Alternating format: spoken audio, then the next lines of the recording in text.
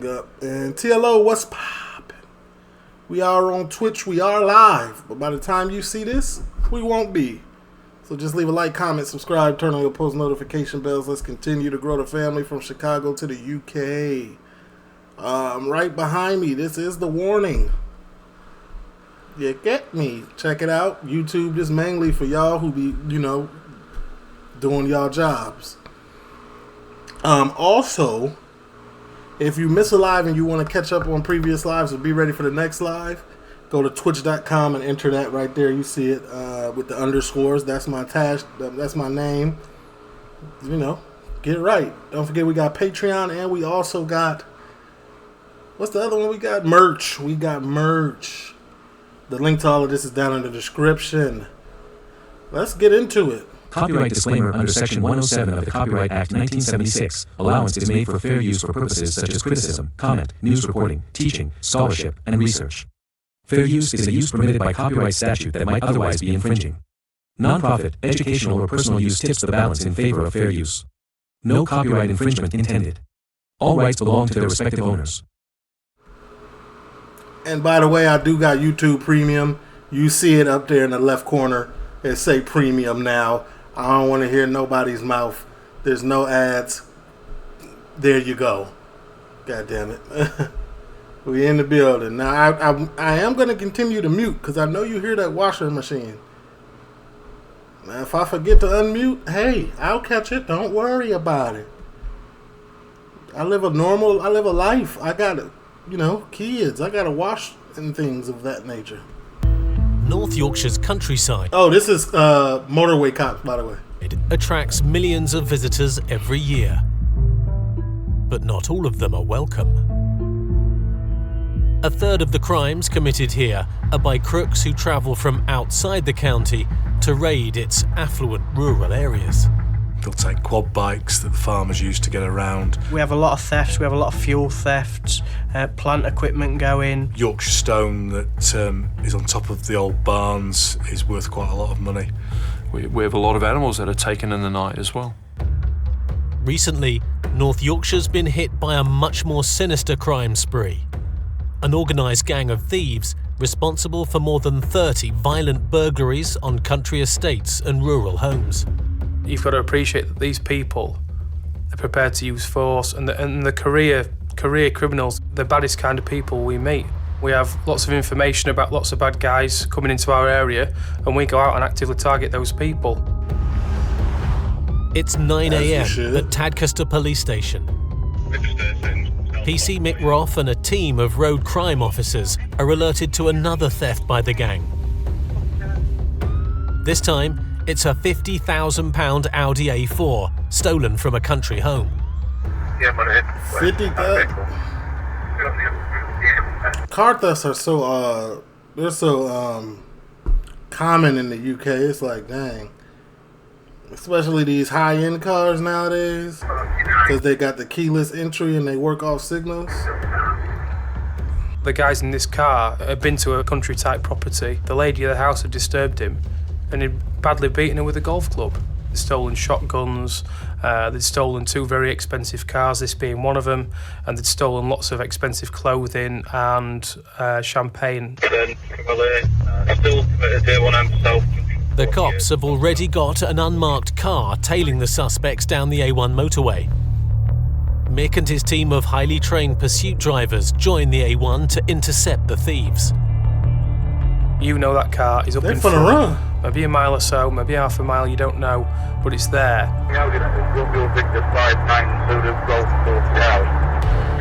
There are now 4 police cars closing in on the suspects who are stuck in the traffic ahead. What colour is it? Red.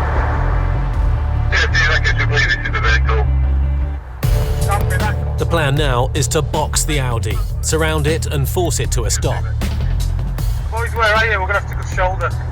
It's a dangerous manoeuvre, especially against desperate criminals. Yeah, they gonna mess something up out here. These tactics are only employed in life and death situations. You know at any moment you're going to be behind a vehicle that's quite prepared to exceed 100 miles an hour. You've got to step up to the mark and you've got to do the job. miles an hour. Get ready to cross the window. It's quite quiet in the car now. You know that anything is going to happen any moment. So all you're doing is listening for the radio. You're listening for that call from the lads in front. Strike, strike, strike. Can we strike? I wonder if their hearts be beating fast. You know what I'm saying? Like nervousness and things of that nature.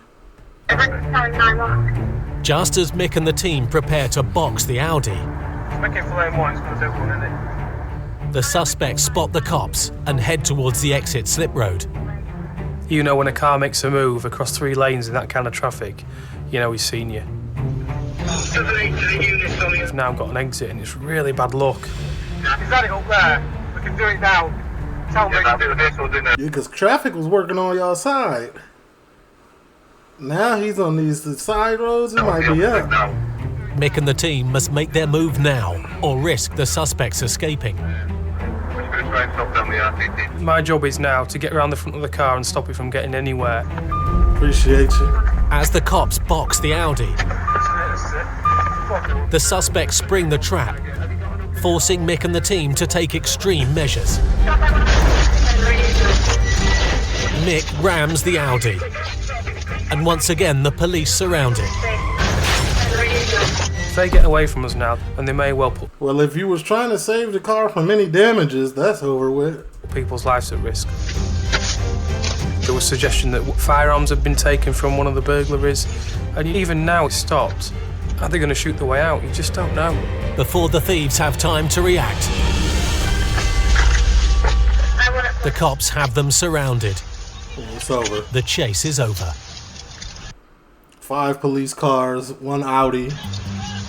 Following You're their done. arrests, property from that burglary where this car was taken was found at the premises where they were, and ultimately they were linked to that job. The men in the Audi and 2 others were found to be responsible for almost 40 Why would he? Now, this is my question. As a criminal, like, I'm looking at this. Why would he come back Offenses. left? Was it a one-way street or something? Maybe. including theft of vehicles, jewellery and cash worth more than He £300,000. could have just went right. They were sent to prison for a total of 9 years and 10 months. This is one of those I ain't gonna lie, they slammed them 10 years? jobs where you make a decision that is very, very high risk, You're done. but it pays off, it all works out. 10 years is insane.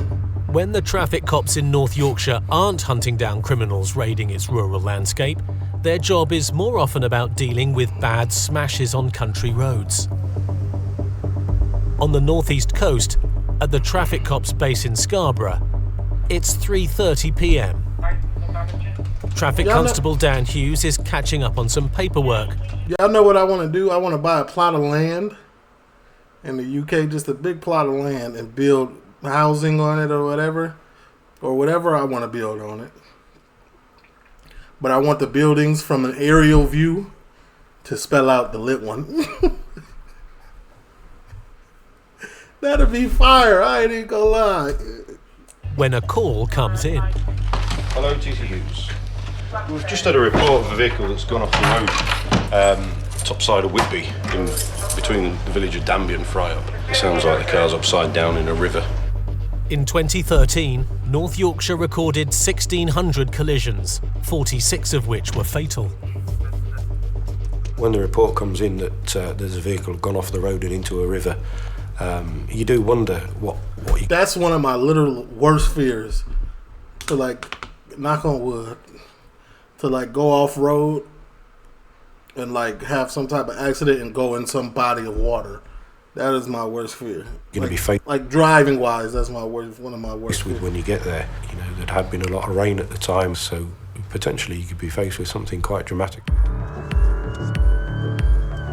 The accident has occurred in a remote part of the North Yorkshire moors.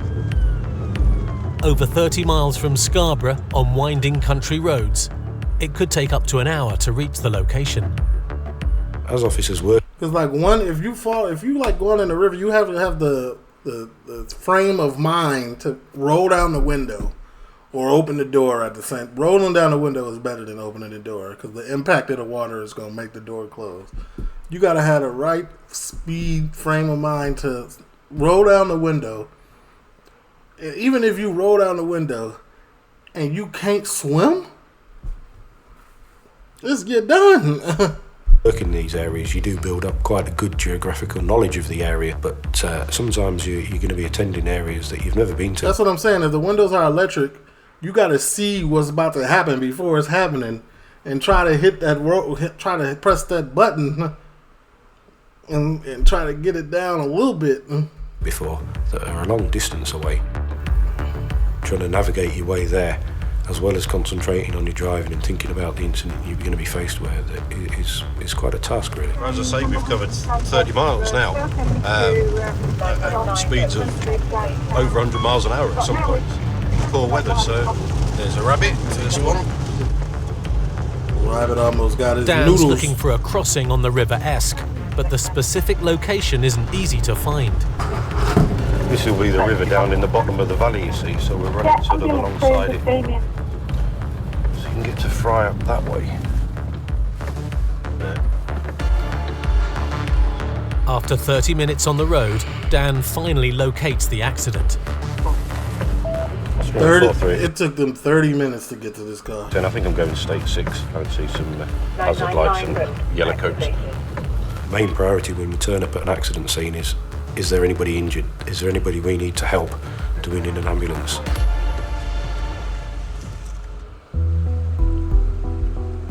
This pickup fell 30 feet into the swollen river. You see, they cool though. They good. Window is open. It's a shallow little piece of water. Stand up. Everybody okay? Is everybody all right? Yeah, I'm fine. Miraculously, the driver is unhurt.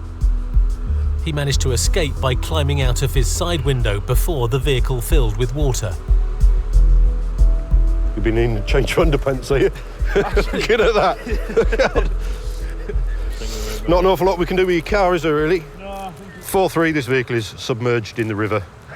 It has taken out the entire stretch of metal railings on the bridge, and there's a fair old drop down into... It's the work vehicle. I hope that's your own business. If not, guess what? You're fired. You need a new job, buddy. Quite an overflowing and fast-moving river. This could have been a fatal collision. The driver of a second car involved managed to avoid going over the edge. Well, I come round the corner and your lad there came round this corner, sort of seen me. And the next thing I heard was sort of the brakes going on, screeching. He then swerved, missed me completely, thankfully, hit the barrier and then just went straight over into the river. Then I ran across, of course, looked in and he was sort of looking up at me from inside the car. I just thought, Christ, still terrifying.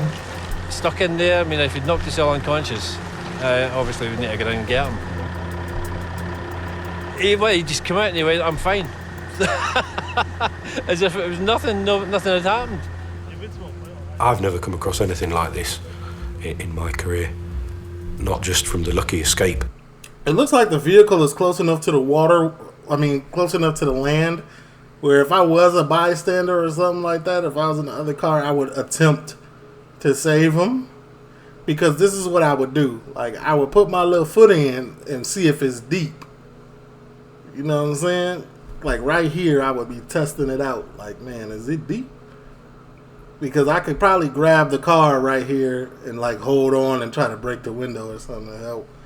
But if I got in there and it was in the middle, like down here, hey, listen, you got any last words I need to give to your family? Because I ain't getting in there. I'm sorry.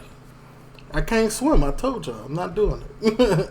Sorry. It ain't funny, but it's... Point of view, but, quite such a dramatic drop into deep water. Well, at least you're all right, Yeah, that's the most important thing. You didn't have anybody with you that's been... Because if you had a passenger or something, they'd be buried underneath you, wouldn't they? Yeah. Did it fill with water quickly, or...? Oh, yeah, I was like, panicking then. Yeah. With no one hurt, the question for Dan now is, was the driver of the pickup at fault? Obviously, part of my dealing with this incident, I've got to decide whether there's anybody culpable insult for to it. injury. I'll spare you any lectures in relation to your driving, really, but I will say there's only one reason it's happened, and that will be excessive speed. And you obviously use this road on a daily basis, and you're familiar with it, and that sometimes breeds a bit of complacency at what potentially could be round the bend. As far as I'm concerned, you know, I don't propose to take any further action for a careless driving or anything like that. No amount of penalty points or sitting in a classroom learning about the dangers of the roads and the consequences of a collision are going to sort of give this driver any more impact than what's already happened. But there is one person who might be having sterner words with the lucky pickup driver. Do you want me to try this landline? Yeah, please, mate. Work. Just a open mic, so just if it answers, just speak. Hi, babe. Can you come and pick me up? My van's in the river. I'm in the police car. No swearing, please. Heaven only knows what's going through her mind when she gets that comment of, I don't think she really heard him say the car was upside down in the river. She was picking up on the fact he said, I'm in a police car. You're in a police car? Yes. What for? Because my car's upside down in the river. What? Yeah. Can you come and get me? What's happened to you? I'll see you then, okay? Bye. Bye. She'll be panicking now, bless her. It's an hour since Dan's call-out when the driver's wife arrives. Oh, you're taking your life in. She took an hour. She had to get ready. She pulled up Range Rover though, so that leads me to believe like that's his own business. Your hands now, showing the missus what you've done. Goodness me. She's telling me. He has been looking.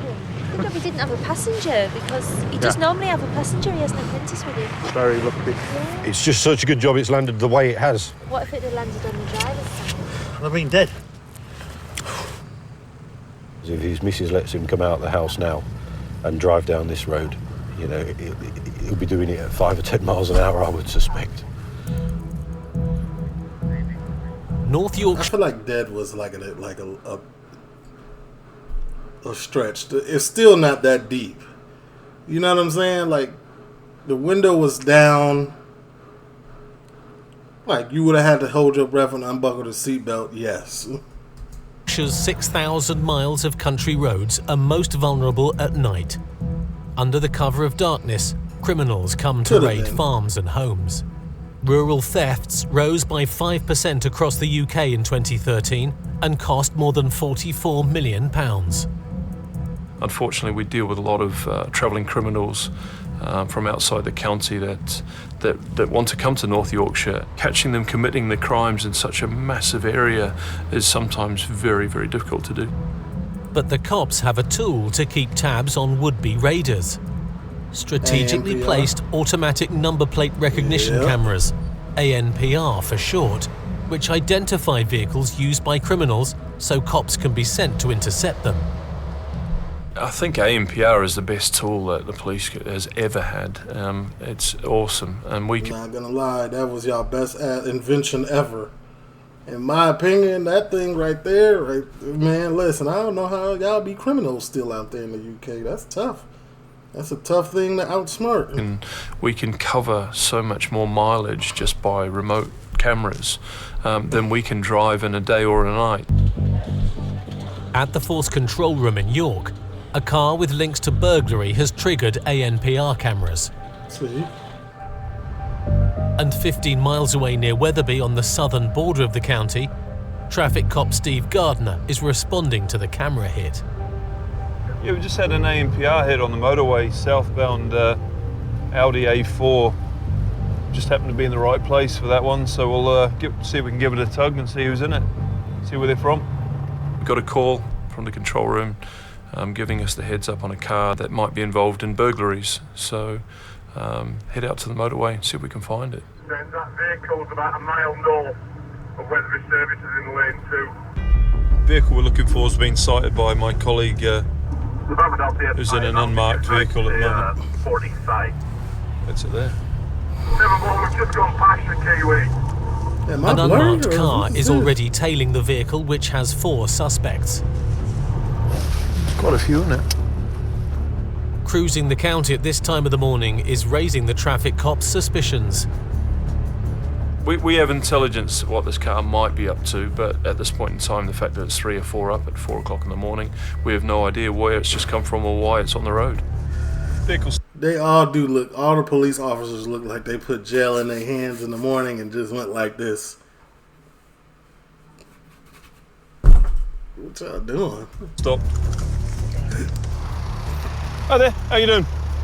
Is it your car, sir? As soon as I look in the car, this chap sat in the driver's seat wearing just his boxers only. What happened to your trousers? Pants are in the back because they're mucky. The mucky, mate. Pants are in the back because they're mucky. Yeah. All right. Where have you been tonight? Rabbiting. Shall I see it next, bro? Yeah. The car is full of dead rabbits. There's loads of them. You know, we don't mess about. It looks like the men have been out hunting, but Steve is not convinced this is all they've been up to. I mean, what? How much more convincing you need? I'm good off.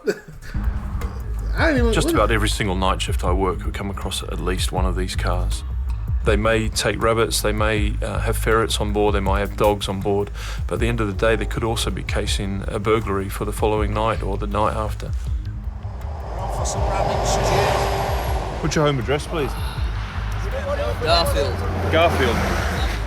Where is it? What area? Postcode? The driver lives near Barnsley, but says he's been catching rabbits in Leyburn. That's a 160-mile round trip.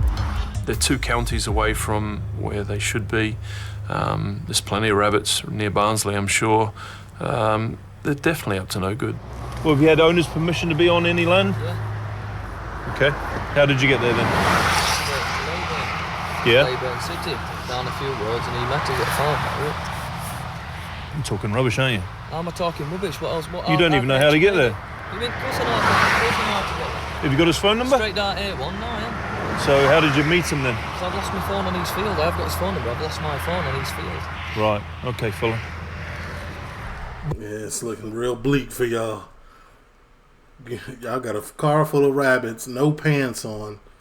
It's getting real tough. Rabbiting is legal with the landowner's permission, but despite their suspicions, there's no proof they've been up to no good. You see they've got the livestock in the vehicle? They've got loads of dead rabbits. Yeah, yellow. Yeah. He says that's all they've got, rabbits. Right. So we can have a look, see if there's anything else. Right. They've got dogs in. Yeah, they've got dogs in the boot, yeah. In boot? Yeah, apparently. Dogs in the boot? He said if you open that boot, the dogs are going to be all over the motorway. Although there's no evidence that Wait, what you mean? they've been hunting illegally, it doesn't mean they're free to go. Got a bald tyre, fella? Yeah, sure have. In fact, you got 2 of them. Sometimes when we think that we're going to be dealing with a crime, See, now they just looking for anything. we come across traffic offences. Right. There's no tags. Right. The tyre looks very bold. 0.2 of a millimetre. He's saying he got stopped. This car is driving on the road illegally. It's got 2 bald tyres. It doesn't have any tax. This driver is going to accrue points on his licence. Just get him in the front seat of my car. Over this side, fella. Yeah, man, that's a wild boy. Get a deal with you by means of a fixed penalty notice, 3 penalty points on your driving licence, and a £100 fine.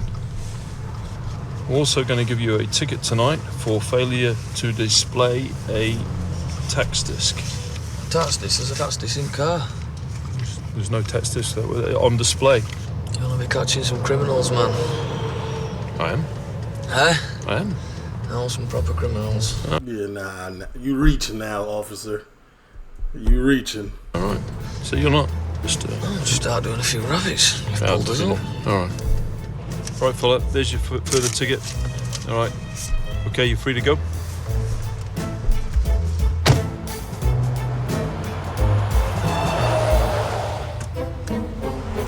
would have been crazy if they got him for indecent exposure at that point. With no proof of poaching or any evidence the men have been targeting places to burgle, Steve's no choice but to let them continue on to Barnsley. What are they doing? They're driving 2 counties away to take home a few rabbits. Well, what's wrong with the rabbits in Barnsley? You know, rabbits are everywhere. It's quite a common thought of mine. What did we miss? But at the end of the day, they'll come again. North Yorkshire is largely rural, but like the rest of the UK, drugs are a major problem. Every community has an issue with drugs. even Harrogate, which is a really well-off place. We find a lot of cannabis there. Over to Scarborough, where we find quite a bit of Class A drugs. For us, taking out drug dealers is our main priority. At the Force Control Room in York, a car linked to a drug dealer who's on the run from prison has hit the police's ANPR cameras. Keep observations ANPR again. out for a Ford Fiesta Zetec S. 20 miles away, on the A61 near the border with West Yorkshire, road crime team officers James Duffy and Phil Lacey are racing towards the direction of the suspect's car. It's a vehicle linked with drug supply. That's going in towards Harrogate. Receive, mate, we're just Airwood House now. See if we can make it. We should be not too far behind the vehicle. So we're just making some progress to see if we can catch up with it. There's information to suggest not only is it linked to drug supply, but it also has links to a well-known Harrogate nominal that's currently wanted on recall to prison. James's race to catch up with the wanted man is being hampered by traffic. Put your blues on and go around them. We'll have to start doing some down here, mate. We'll wait till road clears out and sort the car up there. Not any of them. You went through 23. We would have thought that we'd have caught. Traffic shouldn't even be a thing for the police. I've never seen traffic while police is around in America. Like, yes, it's there, but as soon as them sirens come on, they move. Up with it by now if it had come this way. The car they're looking for is nowhere to be seen. At the moment, it's not looking good. Problem is, there's a roundabout just here. Could have gone in one of three ways. But just when their hopes of catching the wanted man disappear, another unit has spotted the suspect's vehicle. It's one of the things I love about policing, that it's so unpredictable. Let's do it, Phil. And you should never give up, because things can change in an instant. Where are you at the moment? Straight ahead at the lights, Crescent Road. Crescent Road? Yeah, go that way. We're very close to it. Go left it. The car's been spotted entering a nearby car park, and James and Phil are on its tail. We cut across the car park with a view to coming the other side of it. As it was, we could see that it went nose in, so the chances of it driving off are relatively slim. Vehicle stop, stand by. It's over with, buddy. They got They found the car. 9-1, there's two detained. But the driver doesn't fit the description of the wanted man. Keep him in if you want. Hey, driver looked innocent as hell. Well, they pulled up. What is going on, officers? No, do checks. I'll get a sheet and we'll go through checks if you want. What's your surname? What? Neil Watt. Yeah. Keep hands over the same, eh? Although the cops haven't caught the wanted man, James smells something suspicious. Straight away, you can smell that it smells really strongly of cannabis. So do some checks and then we'll get them searched and see what we come up with. The cops begin a search of the car. The amount of stops that we do, the majority of them don't turn anything up. Though you have to keep doing it until you get a result. The more we do, the more we find. A search inside the car proves fruitless. That's two now. Y'all, okay, listen. That's the ANPR is 0 for 2 right now. It's not. They did not get what they originally stopped these people for 2 times now. It smells strong, doesn't it? Yeah. Pop the bonnet. Have you got the key? But once again, James is determined not to give up. I'd start to question whether they've perhaps brought something back from Leeds and they've actually got it to an address, which is obviously frustrating for us. But we'll wait and see. He looked like he's gonna cry. It just smells that strong, and the doors are still open and it's still wafting out, which would suggest either there's been a large quantity or there's still some in here. Or it might just be me going mad. Oh, there we go. Got some under here.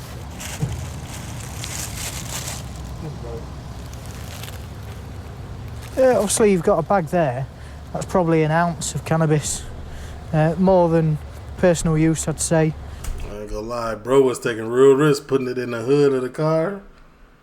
You hit one bump that you didn't account for and it's done. You have just a word with them lads and see what they've got in the way of cash, phones and stuff?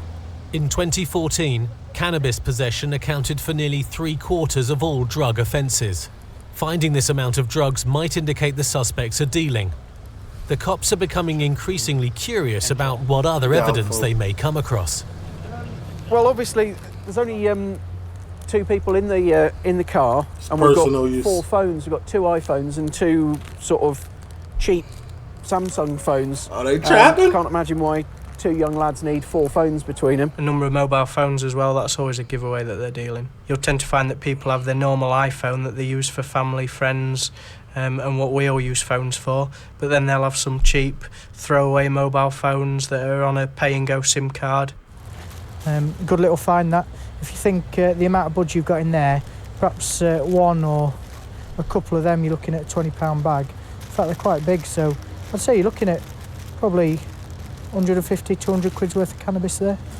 In this case, they're going to be arrested for possession, or they have been arrested for.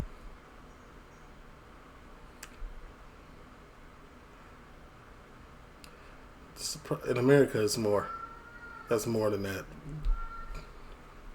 The street value is more than whatever he just said. He might be wrong for UK too, but in America, that looked like it's going to be going for more.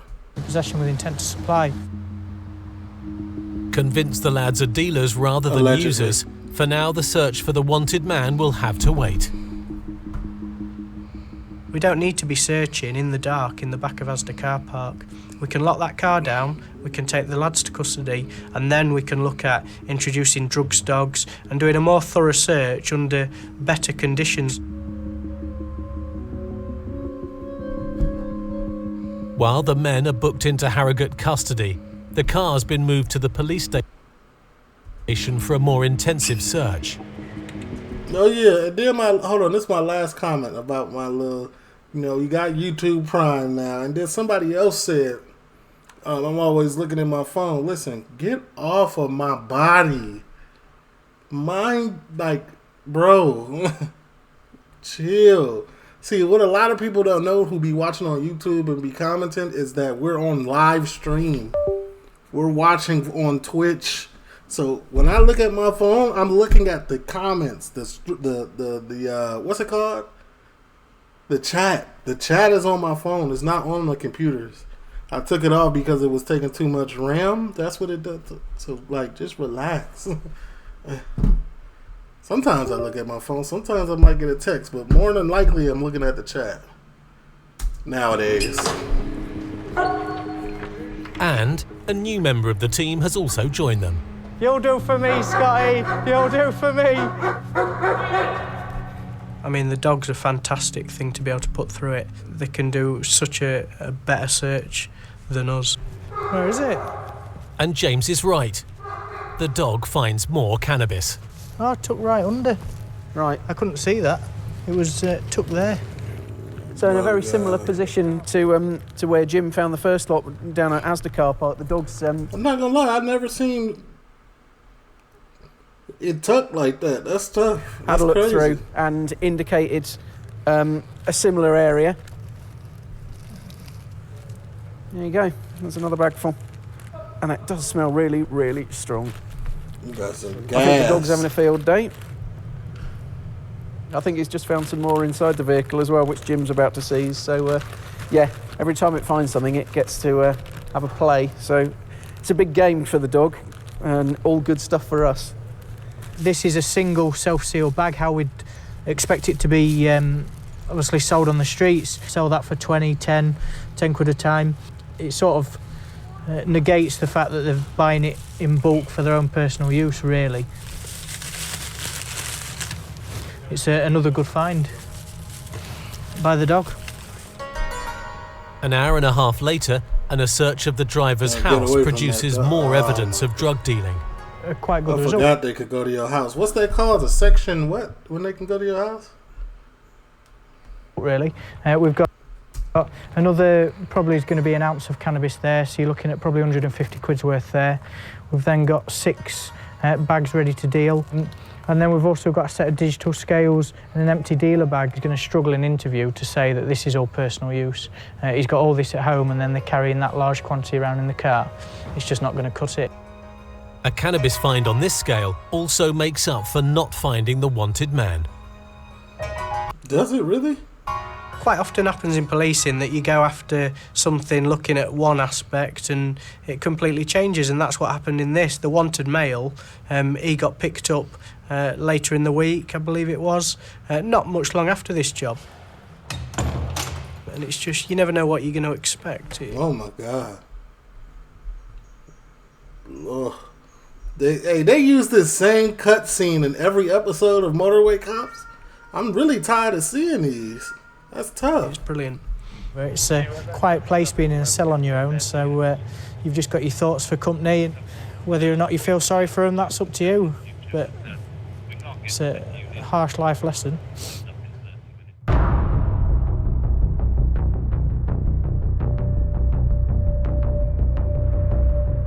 Every year, 6 million day trippers visit North Yorkshire, keen to enjoy its scenic countryside, from the dales in the west to the moors in the east. But this annual influx of traffic often results in accidents on the county's rural roads. It's kind of like Florida when people come for, like, when there's winter around everywhere else. And people come to Florida and people coming to visit or whatever. Like, it's crazy accidents, bro. Like last week, I seen a truck. I put it on Snapchat. It was a truck. The whole front window was gone. Like a Lowry, that's what y'all call them, with they carry packages or whatever in the back. The whole top was gone. I was dang. It's midday in Scarborough. Traffic cop Dan Hughes is en route to a car crash at a country crossroads. The main thing with rural roads and any accidents that you have along them is inevitably they're faster roads, particularly roads such as these that are governed by a national speed limit. You could potentially have two vehicles travelling at 60 miles an hour. If they're coming towards each other, that's 120 mile an hour impact. So the devastation that's going to occur when cars do crash. That's the national speed limit? Inevitably, honestly, if two cars crash at 20 miles an hour, it's crazy. So 120, like, the cars might disintegrate. Collision has a causation, whether that be driver error of some description or a mechanical defect with the vehicle. So it's important when we get to a scene to liaise with those local officers to find out who's involved, what's involved, and get an initial assessment of what's gone on. It's now up to Dan to take charge of the scene. There's been a major collision between a VW Passat and a Ford Cougar. I ain't never even heard of a Ford Cougar. Local units made the initial response and now bring Dan and his colleagues up to speed. That's the driver of vehicle number 2, the husband there. As I say, I've not spoken to him about it yet. The Cougar vehicle here, they can be spoken to now, and they live local at Slingsby. Have any of them been bagged? The fact that these people are out and about and walking around is... It's been breathalyzed. I've recorded number and who's done it, both blue negative. Right. I think in this instance, the vehicles had not only collided at the centre of the crossroads, but as they've spun about, they've collided with each other a second time prior to them coming to rest. The Passat's been travelling out of this road here with the intention of going straight across to where the police cars are. The Cougar, which is the vehicle that's on its side, has been coming up from this long straight. Obviously, the Passat's pulled out with the intention of going straight across into the path of the Cougar. You can see from the damage that they've obviously hit with the front offside corner of the Cougar into the front near side. How do you not, like, how does this even happen? Are you just, you have to literally not be paying attention to see a car not coming. A 1-ton vehicle not coming. Like, come on, bro. Out of the Passat, which has then spun it and caused the damage to the back end where it's bounced off the car before the Cougar's obviously gone off the road and tumbled onto its side. With one casualty from the red Passat in need of medical attention, the cops talked to the driver, a holidaymaker from Scotland. That's what it be in Chicago. I mean, not Chicago, Florida as well. That's what they call them over there. Holiday makers, people from out of town. That's what it is. Not used to the roads. And in Florida, you don't have to take a driver's test to get a license either. So it's crazy. Anybody got their license out here. Like something had dropped out. In Florida, this is like you can literally pay somebody to get you anything. It's crazy. Out of the sky on you. Blackness, noise, disorientation. You come to a stop and hissing noises. And you wonder if your wife's all right beside you. And you wonder what on earth has happened. And then you realise that there was another vehicle there that you hadn't seen. And how on earth did you not see it at such a wide open crossroads? Exactly. You had to really not be paying attention. You have to really put some effort into it to not see it. And the way he just described it, wide open crossroads. Dan thinks he may have the answer to why the Passat driver didn't see the Cougar. Talk to me, Dan. Accidents like this one are often caused by day trippers caught out by the unfamiliar terrain. There are some quite substantial dips within that road surface. Up into the distance, the road does drop away. Bro, no. And that's the sort of area that can mask a vehicle. And if you just happen to be looking up that way, whilst the vehicle's in that dip, it can look like a long, straight, clear piece of road. The vehicle could emerge from that dip at 60 miles an hour and be on you within seconds, really. I guess. The possibility of a much worse outcome. Dan decides to charge the Passat driver with driving without due care and attention. The driver of the Volkswagen Passat has just failed to give way at the junction, whether that's because they've not seen the junction markings or whether that's because they've thought it was clear and thought they could get across. But ultimately, the buck's got to stop with them, really, because they've put themselves out into the path of that that's black true. Ford. Black Ford got the For grunt the owners of of the Cougar, a local couple, the accidents come as a major scare. Luckily, my first thought was like, Martin, you're all right. And he was concerned about me. But yes, luckily some people were on the scene very, very, very quickly and they all helped. The UK got such nice and humble people. I'd be so mad. I wouldn't even want to talk. They managed to open the driver's door and we could climb out through there. But it was terrifying. It was very, very, very scary. I couldn't see out the windscreen at all. The airbags had gone off. Really, the first I started to think I was suspended by my seat belt. My seat ended up at the top, and I was worried about my partner Mandy because at that stage I just didn't know which side of the car had been hit, and I thought it was Mandy's side that had been hit. The holidaymaker's wife, although in need of hospital treatment for some broken bones, has also had a very lucky escape. This chap that was driving the vehicle, he had his wife next to him, and we can see that the passenger side door is probably one of the only pieces of that vehicle that's undamaged. Had the impact been a moment later, then that would have taken the full force of the impact, and the lady would have suffered some substantial injuries. And this is something we take into consideration when we decided how to deal with the drivers from these accidents, because the psychological effects of what's happened will no doubt make them a better and safer driver in future. At least they hugged about it. Regardless as to what police action we take. Running through the heart of the North Yorkshire countryside is one of the busiest arterial routes in the UK, the A1. North Yorkshire's 40-mile stretch carries nearly 80,000 cars a day. Any accidents here quickly become a major issue. Incidents that happen on it can cause major blockages, and incidents can become major incidents in a very short space of time. It's 4 p.m. and Traffic Officer Ian Atkinson has just come on shift with trainee Becky Lund to the report of a truck on fire near a busy motorway junction on the A1. Oh man, like 2 days ago, a truck was on, or something was on fire on 95 South in Florida. Same like interstate type situation, like highway. It was crazy. However, the complicating factor is that it may have hazardous chemicals on board. Now that can mean anything, from foodstuffs right up to explosives. And they mention it's on fire, is going to be a major incident. Some of the stuff that's carried on roads these days is lethal. and the gas or the fumes can kill you. As Ian arrives, the lorry is already surrounded by the emergency services. Hello, what is it? Do we know? Its trailer is carrying huge bags of tri-lead dioxide phosphonate used in the production of PVC. It's lead-based, highly toxic, and on fire. Oh my gosh. I'm not going to repeat it, but it is hazardous. Try oxide or something. All right. Thank you. The fire service have been attending for half an hour, but they've been unable to put out the fire, which is smouldering deep within the bags of chemicals. Y'all kind of close, ain't y'all? It's gradually escalating, the seriousness of it. The burning chemicals are releasing toxic fumes dangerously close to a local village.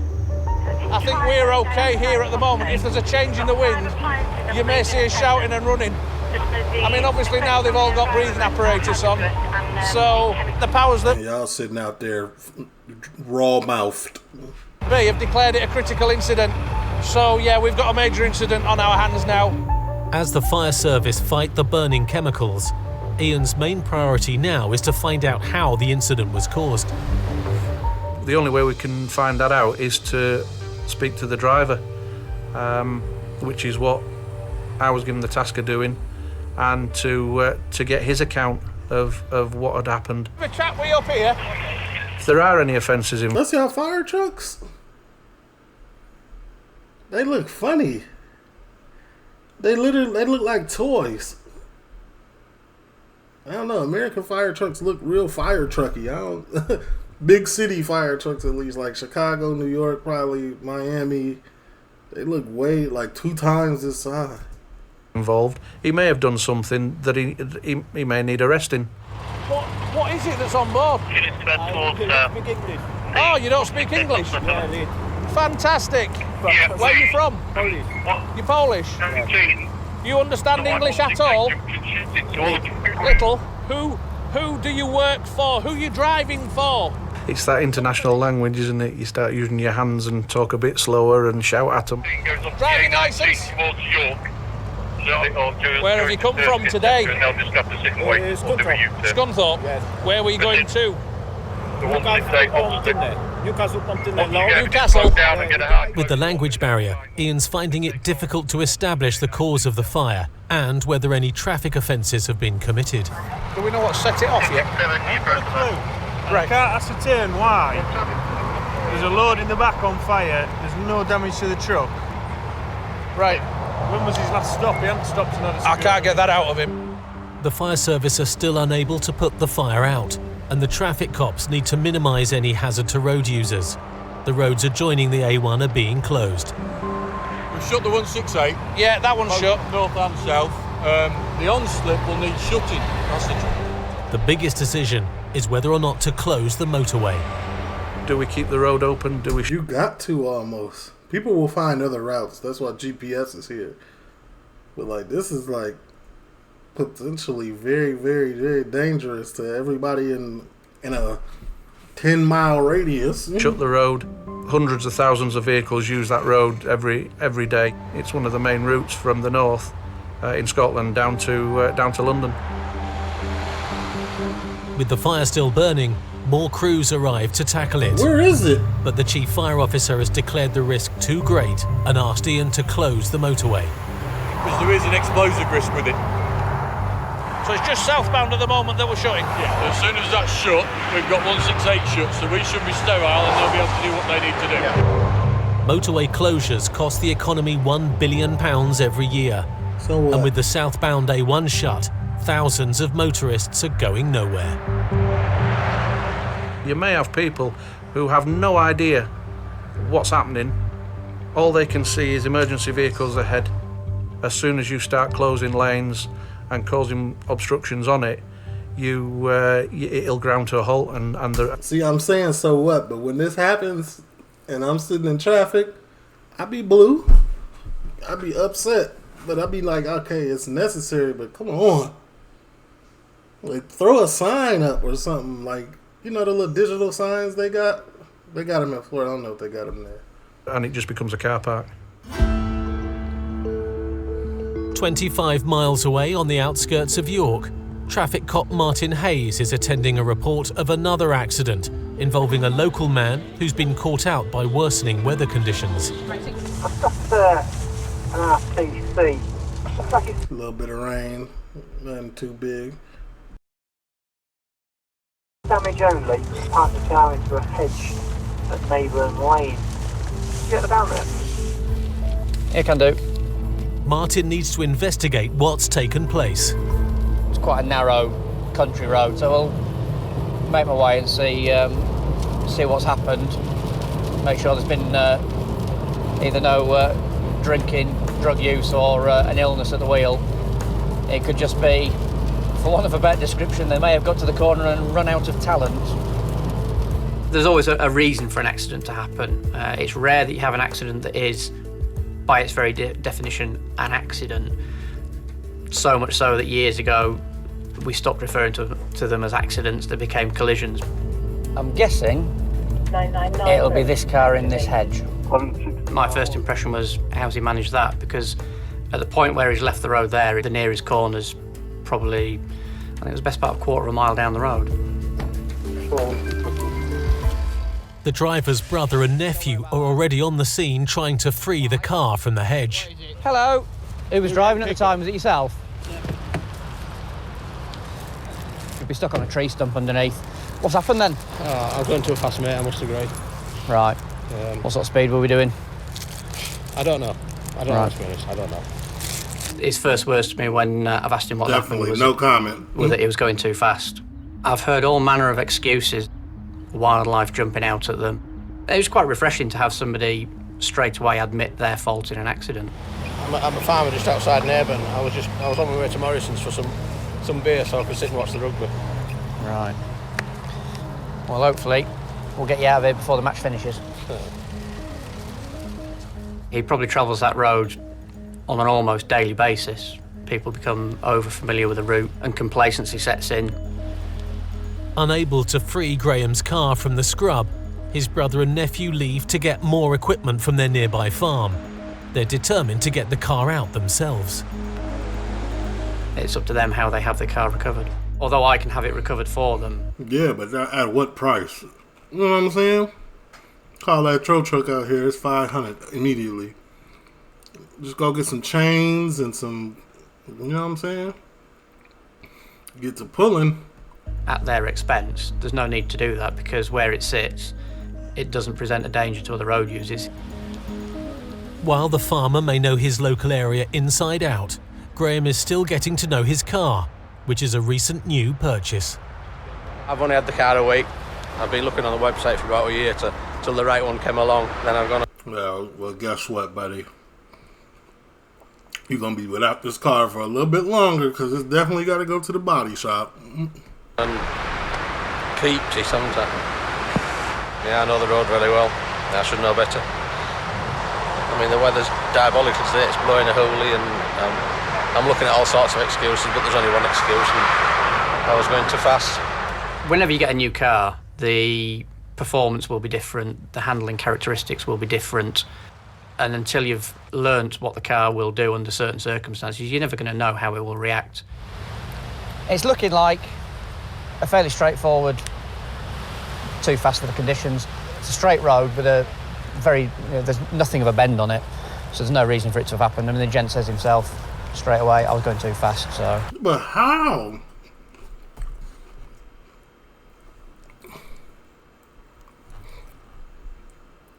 So what he said he came up off this turn like this? Or was he going this way? Or was he coming this way? Because if he was coming this way, he might have hit this too hard and tried to regain and just lost it. But like, bro, you gotta be a terrible driver to crash right here. Like, I don't even see on it, so there's no reason for it to have happened. I mean, the gent says himself straight away, I was going too fast, so. As Martin decides what course of action to take against the driver, the sun is setting, and tonight a severe storm is forecast. It's bad news for the rescue services on the A1. The fire has been burning for over 2 hours and the motorway is still closed. the storm could make their job even more difficult. The conditions are gradually changing. The darkness has come down now, so the visibility we're losing. Temperatures dropping as well. I mean, obviously there's officers in the nearby village advising people to stay in the house because obviously the wind has moved round slightly and it's now heading northeasterly instead of east as it was. For Traffic Cop Ian, the priority now is to establish whether the Polish lorry driver has committed any offences. We're going to get an interpreter on the phone and try and just have a conversation with you. Sheltering from the weather in the patrol car, Ian and the fire chief interview the driver via an interpreter. If you can ask Jacek what actually happened and how he came to realise that something was wrong. Jechałem I zauważyłem, że delikatnie dym leci. Yes, I was driving and I noticed a little smoke in the back under the tarpaulin. So I looked inside and I noticed that there is a smoke inside, but because there were chemicals, I didn't want to look closer or breathe it. I was afraid of, for my own security, I didn't want to breathe that. There's always a chance that proceedings will be taken against the company or the driver. There could be various things, depending on how the load had been put together. If it had been loaded wrong, there's issues there. That's very true. My boy, he got a CDL license, and like you gotta be very careful. You gotta watch them loading them loading them trucks, because like in this case, like something could potentially spark, and it'll be sitting there for a long time, and then you notice it later. Like you gotta be aware. When the You can't let them people load your car or your truck and then walk away while they loading it. You gotta watch them. product was loaded on, do you know if it had come directly from a production line? Could it still have been warm? I was told that the load is not ready yet, so I have to wait outside the house and wait for the load, for them to prepare the load. So I was waiting about 40 minutes outside. Then they called me and I saw the person bringing the load. Okay, I think that's lovely. Thanks very much for your help. Bye-bye now. With his interview complete, it becomes clear the driver is in no way to blame. In fact, his quick thinking is likely to have prevented a far worse outcome. The risk of explosion is still high, and Inspector Mick Barron of the Major Collision Investigation Team is on scene, overseeing the operation. Well, we've got a specialist recovery team organised by the owners of the vehicle. They're coming from Darlington, which is about 45 minutes away. But the problem that we're going to have is that they've got to get through the 2-mile tailbacks that we've got on the road. So hopefully they'll be able to come, take the contaminated stuff and the good stuff, and then we can get the trailer removed, and then everyone can go home. And it's snowing. Bro, if I was sitting in traffic for this long, I'd be so blue. Because I know they just wanted to get off work and go home and have a beer or have some type of dinner. 2 hours though? Sideways, and it's cold. The weather isn't just a problem for the firefighters on the A1. With gales of 80 miles an hour, storms like these can shut down communities across rural North Yorkshire. It's up to the traffic cops to keep the roads open. At the Force Control Room in York, it's 8 p.m. and operators are being kept busy with reports of a serious disruption to the country roads. Reports are coming in thick and fast everywhere. With our control room, they can tell us where the obstructions are, and it's their job to kind of prioritise that, and without their overview, we'd be blind really. 15 miles away, on the southern borders of the county near Selby, James Duffy and Mick Roth are back on night patrol. Yes, you can do. I'm getting 2 or 3 jobs coming in down for S-Creek, Stilling-Fleet Road, Mill Hill, etc. Yeah, we can have a look for you. We're just round the corner. Is it just a tree down in the road, or? Yes, on Highfield. As the calls mount up and the weather worsens, Mick's getting nervous. And you just get the feeling that it's going to be one hell of a night. The road to the left, there's 3 trees down there, you can't get that way either. All right, mate, we're going to have a look. Cheers, mate, thank you. That's Highfield. But what y'all about to do about it? Like, call her, like, don't y'all got, like, who do you call for this? It's a whole tree down. What are y'all gonna cut it? Y'all gonna cut it in pieces or something? That's a big tree there. Yeah. You gotta call the city, like in America we call it the city. You gotta call the city of Chicago or the city of Yorkshire, whoever y'all at, to come. It's not alright lot we can do with that, James, is it? Mick and James find a mature tree stretched right across the carriageway. That's a grown man. That's a grown man tree, you know? You'll grab that end. Alright, yeah. I'll grab this end. 9-1, there's absolutely nothing we can do with this one. The road's totally blocked. There's another 3 trees down in this location as well, further along apparently. Most things we go to, we know how to deal with it, or we can deal with it without needing anyone else, but you get to that and you sort of go, what now? Right. With roads closed and no backup available, the cops are approached by a local farmer offering to help them clear the way. A member of the public approached us and said he had some farm machinery nearby. Are you taking him, Jim? Yeah, I'll take him down.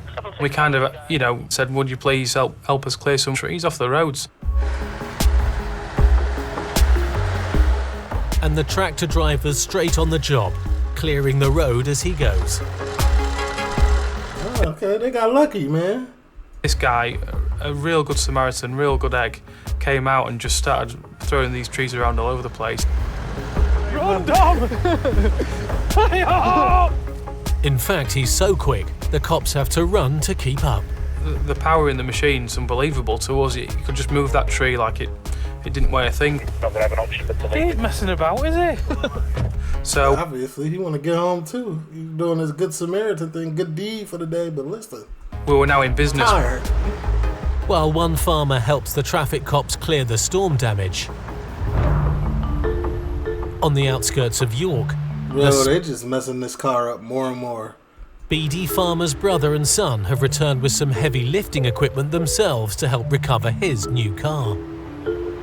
I've made the offer of calling out a vehicle with a crane on the back and a frame that'll lift it straight off the bushes that he's currently stuck on, but he's got everything you need to get this thing shifted, so if he wants to crack on, leave him to it.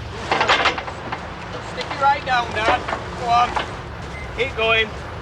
That's the thing with sort of country farming folk, very practical people.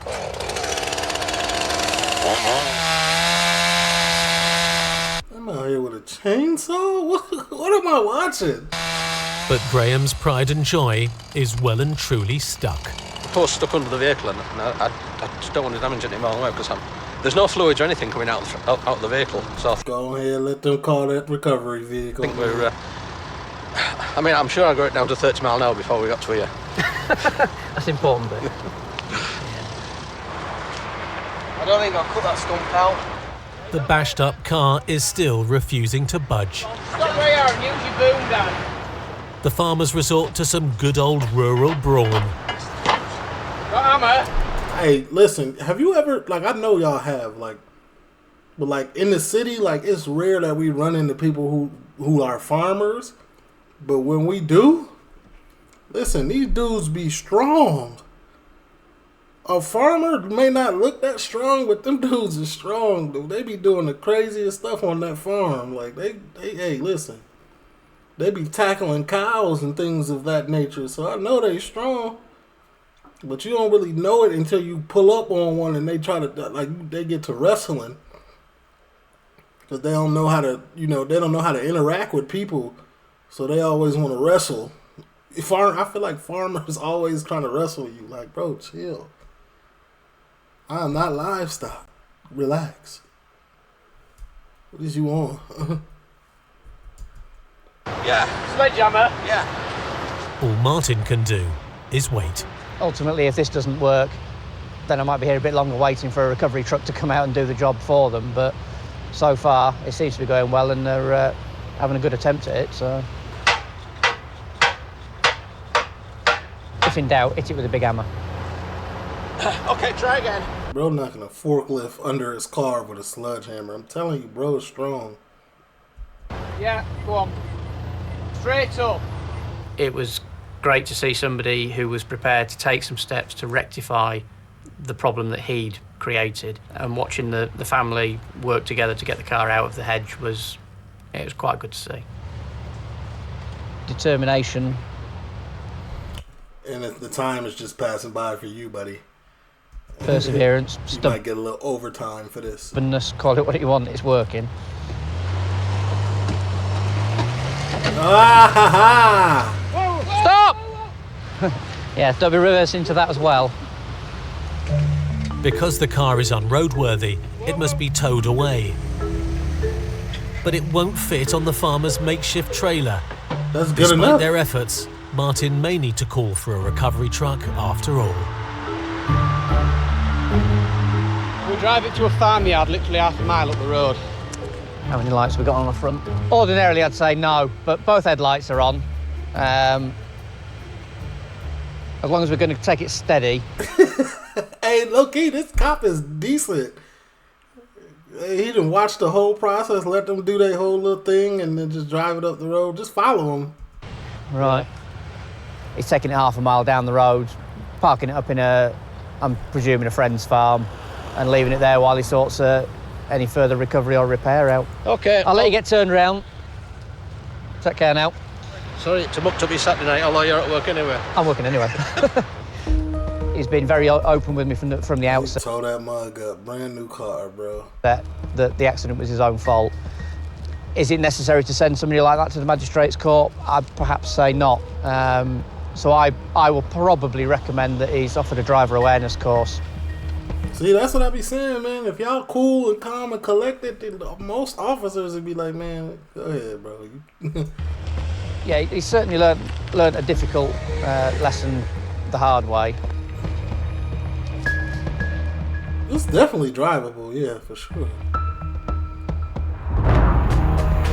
On the A1, the storm is raging, but it's not helping the rescue services. The chemical fire continues to smoulder 6 hours after it began. What this product's got a history of doing is reheating and spreading into the parts of the load. And the fire's sort of got deep-seated into the chemical now. And now what we're waiting for is a recovery company coming onto the scene who've got some specialist equipment which we can then transfer the product from the trailer into a secure container. This is the rest of the It's like y'all need Iron Man. Y'all need Tony Stark to come take care of this. It's like this might be a task too great for y'all. Specialist recovery coming down into the escort. Y'all need unmeasured technology to get this done. The fire service have advised everybody to go to the other side of the scene, at least 100 metres away. He got a cold sore? And hopefully we'll be safe there. The operation begins by removing the undamaged part of the load. Just throwing it on in there, huh? It wasn't going to be quick. They're unloading it, and there's some of the chemicals falling onto the road, which obviously that's going to need seeing to. So it was a long process. Lift it up a little bit. Lift it up. What's get left it done. are 6 pallets of smouldering chemicals. As long as we could keep it from blowing in the atmosphere, it would be relatively safe. The crew attempt to move the most unstable. Yo, come on, bro. Relatively safe. It's literally lighting back The on crew fire. attempt to move the most unstable. Look, it's lighting back on fire. Bags of burning chemicals, but the wind blows toxic ash all over my days. the road. It was a mess. Had the wind got any stronger or changed direction, then we definitely would have been looking at getting people in the houses, or maybe even evacuating them to somewhere else. All this will have to be cleaned up before the motorway reopens. I mean, any incident. Bro, I quit.